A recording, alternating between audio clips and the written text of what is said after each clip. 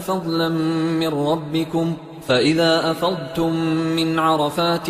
فاذكروا الله عند المشعر الحرام واذكروه كما هداكم وإن كنتم من قبله لمن الضالين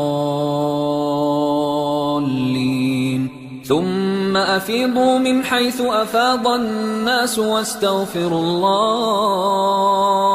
إن الله غفور رحيم فإذا قضيتم مناسككم فاذكروا الله كذكركم آباءكم أو أشد ذكرا فمن الناس من يقول ربنا آتنا في الدنيا وما له في الآخرة من خلاق ومنهم من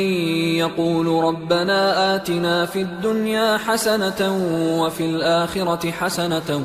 وقنا عذاب النار